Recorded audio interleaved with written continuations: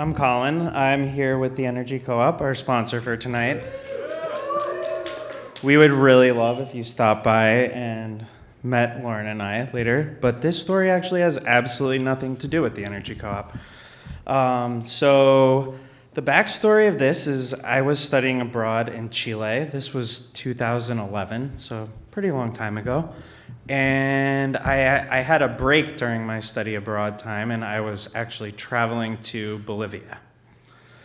And the story starts off with me missing my flight from Chile to Bolivia because of an error reading military time, which you are all free to judge me for. That's not the no judgment part of the story. You can judge me for that. And I had a friend waiting for me in Bolivia who did not have a very high level of Spanish. I admittedly do have pretty good Spanish. He needed my help. So I was like, all right, even though it's going to take a gargantuan effort to get to Bolivia right now without a flight, I'm going to have to go. They had told me, this was a Thursday, they had told me the next flight to Bolivia from where I was in northern Chile was on Monday. So the only way for me to get there in a reasonable amount of time was to take a bus. A 12-hour bus ride, to be exact. So I take the bus. We set out towards Bolivia, through the desert, through the mountains, and I'm quickly realizing that I'm driving through the most beautiful place I've ever been in my entire life. Looking out the windows, I'm seeing llamas and volcanoes, and I'm just like, wow. This was actually maybe a stroke of luck. And then I get to the border of Chile and Bolivia. It's December, so it's South American summer, but it's snowing because I'm way, way high up in a mountain pass. And I go through customs, and they're like, okay, pay up. It's a $120 entry tax. I had taken out exactly 80 Bolivianos, which is the Bolivian currency.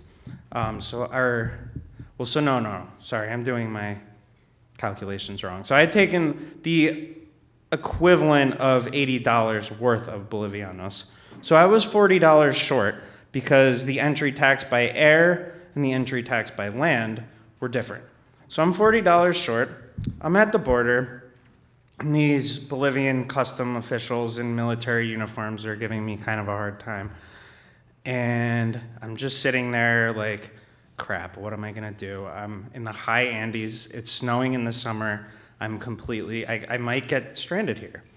So I run across to these, there's two little convenience stores, there's literally no civilization here, and there's no ATM, and I'm like, I'm completely shit out of luck here. And the bus driver comes in, and he's like, we gotta go. What's going on? And I'm like, I don't have enough money to pay the entry tax. And he's like, you're gonna have to get on the bus and ask somebody to spot you. And so this is the moment where the judgment comes in. I am absolutely horrified because the bus is about, I would say, 95% indigenous Bolivians. Bolivia is probably the most indigenous native country in Latin America.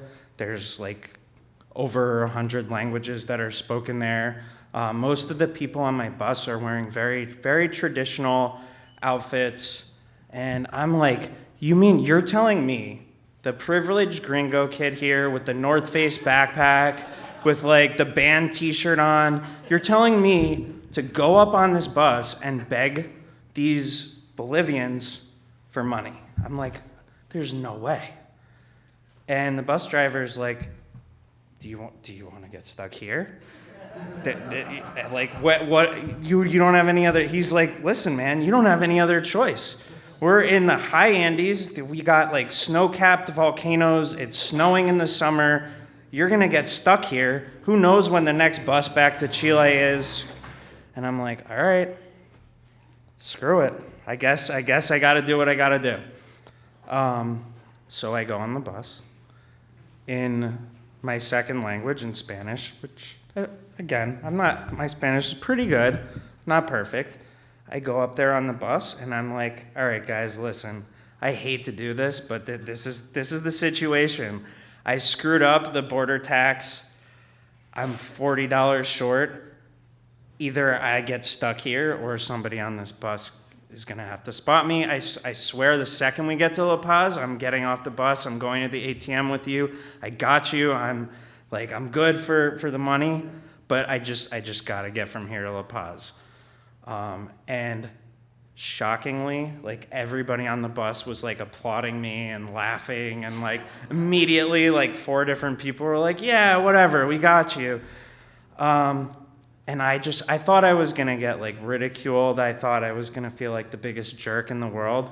And instead, the next 4 hours on that bus, like, I made friends with everybody. Everybody was so kind to me.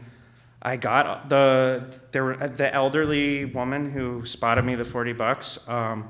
Got off with her, went to the ATM. She actually called her son to guard me because she was like, well, this isn't the safest neighborhood.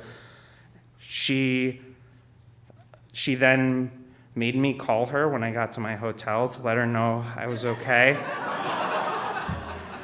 So, moral of the story is, never underestimate people's ability to have empathy and to just be kind.